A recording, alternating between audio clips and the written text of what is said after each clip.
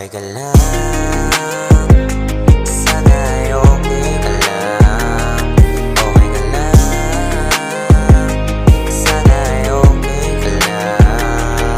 Sana'y okay ka lang kapag mag-isa ka sa inyo, makinig na lang ng musika.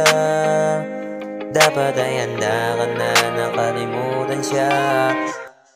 Kahit na ano man ang iyong nakaraan, huwag mo nang isipin at itagay na lang. Dapat mong iwasan yung babaeng ganyan.